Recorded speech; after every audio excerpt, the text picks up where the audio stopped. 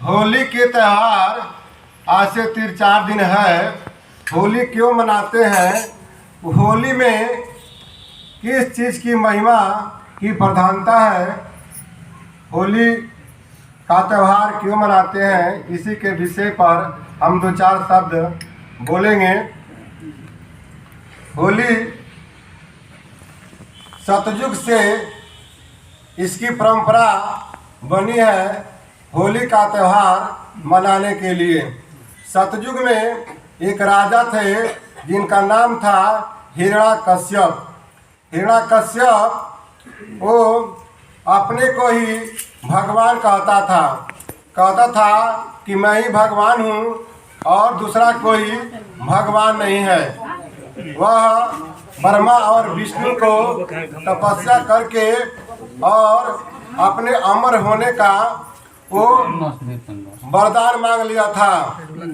वो ये जानता था कि कोई नर, कोई पक्षी, कोई देव, कोई मुनि ही, कोई अस्त्र, कोई शस्त्र या घर या बाहर, चाहे धरती चाहे आकाश में, यहीं पर कहीं पर मौत होती है। इसलिए मौत के जितने भी रास्ता था उस सब को मांग लिया था, जिसकी वजह से कि हमारी मौत न हो।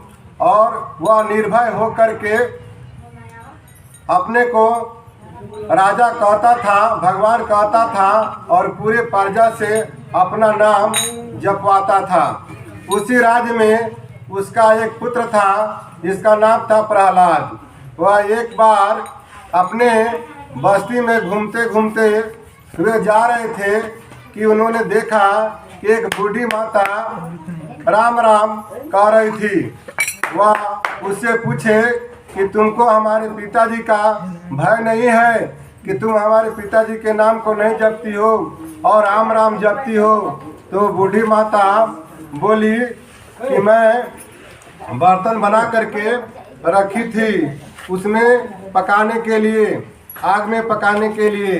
तो उसी बर्तन में बिल्ली की 2 बच्चे उसी में थे।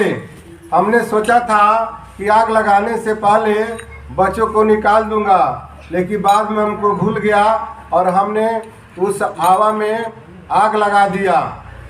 बाद में हमको ध्यान आया, इसलिए मैं राम के नाम जप रहा हूँ कि राम की कृपा से वो बच्चे सब जिंदा बच निकलेंगे।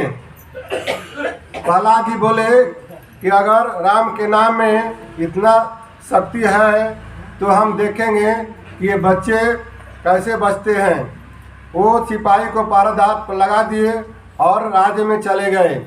जब वो खोलने का समय आया तब सिपाही ने उनको बुलाया और प्रहलाद के सामने वो आवा को जब खोला गया तब उसमें से बर्तन जब वो हटाई तो उसी बर्तन में वो देखे कि बाहर से सब बर्तन तो पक गया था, वो भी बर्तन बाहर से लाल हो गया था और अंदर से बिल्कुल कच्चा था और दोनों बच्चे उसमें बिल्कुल सुरक्षित थे। दोनों बच्चे उसमें से अपना पूंछ सीधा किए हुए निकले और कूद करके भाग गए। यह महिमा देख करके प्रहलाद जी को अटूट विश्वास राम नाम में हो गया कि राम नाम में इतना शक्ति है कि इस बच्चे को आग नहीं जला पाया। इस राम नाम पर उनको इतना अटूट विश्वास हो गया तो राम नाम भजते हुए अपने घर पर चले गए और जा कर के राम नाम का वो सिमरन करने लगे। यह खबर जब उसके पिता हिरण्याकश्यप को जब लगा तो वह अपने आदमियों के द्वारा उनको समझाने के लिए बहुत कोशिश किया, बहुत प्रयास किया कि वह बात को समझ जाए और राम नाम का सुमरन करना, उनका नाम को जपना वह छोड़ दे और मेरा ही नाम वह जपे। लेकिन प्रहलाद कहाँ मानने वाले थे। वह जब नहीं माने तो उनको मारने के लिए उसने बहुत सारा प्रयत्न किया। उसने प्रहलाद जी को ले जा करके पहाड़ पर से फेंक दिया। प्रहलाद जी ने उस राम नाम का सिमरन किया और राम नाम की सीढ़ी बन गई और उससे उतर करके वह चले गए। फिर उसने उनको उठवा करके ले करके और नदी में फेंका। फिर प्रहलाद जी ने राम नाम का सुमरन किया और वो राम नाम नौका बन गया और उस नौका से वो पार उतर गए। इस तरह से उनको आग में फेंका गया, हाथी से कुचलवाया गया, उनको खौलता हुआ तेल में डाला गया, सांप से कटवाया गया, लेकिन कोई भी असर जब उनको नहीं हुआ, जब वह नहीं मरे, तब हिरण्यकश्यप सोचा कि उसकी एक बहन थी होलिका, तो होलिका को बुलवाया और उसको कहा कि तुमको तो ब्रह्मा जी द्वारा तुमको एक चादर मिला हुआ है, जिस चादर को ओढ़ करके तुम आग में बैठ जाओगी तो तुम्हारा कुछ नहीं होगा। तो ये काम करो, इस प्रहलाद को लेकर के और आग में बैठ जाओ, जिससे यह जल करके भस्म हो जाएगा और हमारा काम हो जाएगा। तो उसकी बहन होलिका बोली कि ठीक है। तो आग का मंच लगाया गया, लकड़ी का मंच लगाया गया और उसमें प्रहलाद को लेकर के वो बैठ गई और उसमें आग लगा दिया गया। आग जब लगा दिया गया तो ब्रह्मा जी देखे कि जो हमने इसको चादर दिया था, इसका ये दुरुपयोग कर रही है, इसको गलत उपयोग कर रही है। तो उसने पवन देव को भेज करके और होलिका के देह पर से चादर छिनवा करके और प्रहलाद को ओढ़ा दिए। तो प्रहलाद बच गया और होलिका जल गई। जब आग लगाया गया और आग जलने लगा, तब हिरण्यकश्यप के जितने पार्टी के लोग थे, सब लोग बहुत खुश हुए कि चलो अब ये प्रहलाद जल गया।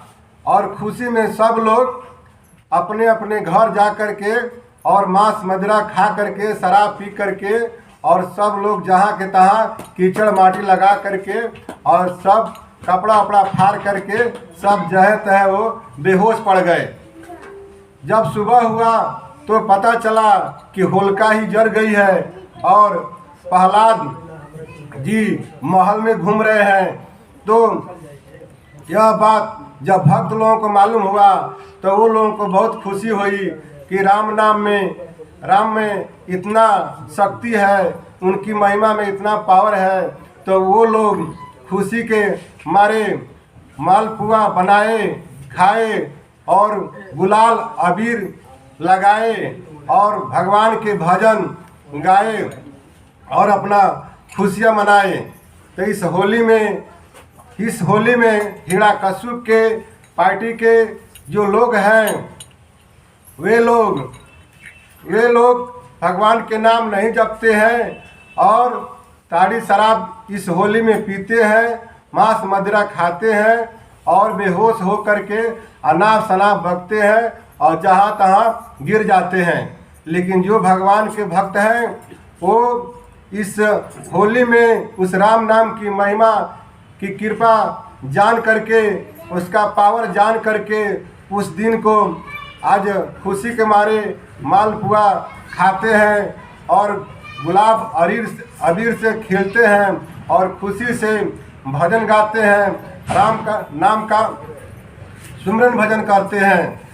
तो हिरण्यकश्यप देखा कि होलिका जल गई तो बहुत क्रोधित हुआ और प्रहलाद जी को ले जा करके एक खम्भे में बांध दिया और बोला कि अब तुमको मैं अपने हाथ से खुद ही मारूंगा ताकि तुम अब बच न सके। मैं दूसरों पर विश्वास किया, इसके लिए तू आज तक बचता रहा। उसने अपना तलवार निकाला और निकाल के उससे बोला कि बताओ तुम्हारा भगवान कहाँ है। प्रहलाद बोले कि मेरे भगवान वो सर्वत्र हैं, सब जगह हैं। तो बोला कि इस खम्भे में भी है, तो बोला कि हाँ इस खम्भे भी है। तो उसने क्या किया कि तलवार से वार किया और बोला कि तुम अपने भगवान है तो अपने भगवान को बुलाओ। जैसे ही तलवार निकाल करके प्रहलाद पर वार किया कि राम नाम जो है नरसिंह का रूप बना करके और उस खम्भे को फाड़ करके प्रकट हुए। जो और शरीर का और मनुष्य का शरीर था और सिर जो था वो सिंह का था। तो देह मनुष्य का और सिर सिंह का था। तो न नर हुआ और न जानवर हुआ। उस रूप में वो हिरण्याकश को पकड़े और पकड़ करके उसको ले जा करके और घर के दरवाजे पर ले जा करके अपने जंघे के ऊपर बैठा लिया और फिर उससे पूछा कि बताओ कि यह कौन सा शरीर है, मैं नर हूँ आखिर जानवर हूँ? तो बोला कि न तो आप नर लगते हैं न जानवर लगते हैं। तब बोले कि बताओ घर में हो कि बाहर हो? तो देखा कि हम दरवाजे पर हैं, न बाहर हैं न भीतर हैं। तो वो बोला कि समझ में नहीं आता है, न बाहर है न भीतर हैं। बोले बताओ धरती पर हो कि आकाश में हो? बोला कि धरती पर भी पैर नहीं है और आकाश पर भी नहीं हूँ, हम तो बीचे में हैं। तो बताए कि बताओ कि यह सुबह है कि दिन है कि रात है? तो शाम हो रहा था। बोला कि ये तो शाम है, ना दिन है ना रात है। फिर बोले कि बताओ ये कौन सा हथियार है? नाखून जब दिखाए तो बोले कि ना ये अस्त्र है और ना ये शस्त्र है, ये तो नाखून है। तो बोले कि तूने क्या वरदान मांगा था? तो बोले ये तो मैं वरदान नहीं मांगा था। तो उन्होंने क्या किया कि उस नख से उसके पेट को फाड़ दिया और फाड़ करके उसको मार दिए। तो राम नाम प्रकट हो करके और उसका नाश कर दिए। उसी प्रकार शरीर में, इस शरीर रूपी राज में यह जीव रूपी प्रहलाद है और ये मन रूपी हिरण्याकश्यप है। मन चाहता है कि हमारे राज में सब कोई मेरा ही नाम जपे और राम का नाम ना जपे, लेकिन वो जो जीव है वह कोमही के समान जो संतों से राम नाम की महिमा यह जान गया है और उसका विश्वास हो गया है, तो ये राम नाम का सुमिरन भजन करता है और राम नाम के पावर से इस मन का एक भी चाल इसका नहीं काम करता है। और मन चाहता है कि इसी तरह से जीव को भरमा करके, फुसला करके, भय दिखा करके हम अपना नाम जपवाएं, लेकिन यह जीव जब राम नाम की महिमा जब जान गया है, राम नाम में जब इसको विश्वास हो गया है, तो यह राम नाम का सिमरन भजन करता है। उसके लिए यह मन रूपी काल बहुत सारा विघ्न उत्पन्न करता है इस जीव को मारने के लिए। लेकिन राम नाम की युक्ति सतगुरु महाराज ने जो बताए हैं, उस युक्ति से इस मन को ये जीव मार देगा। कब? कि जब यह साधन करेगा, सुख आसन से बढ़ करके यह तालू में जीव सटाएगा तो उस साधन के द्वारा इस मन के ऊपर यह जीव विजय पा लेगा। तो Press and hold both volume keys for 3 seconds to use talkback. Hiranyakashyap के सिद्धांत के लोग हैं, वो सब लोग अपने को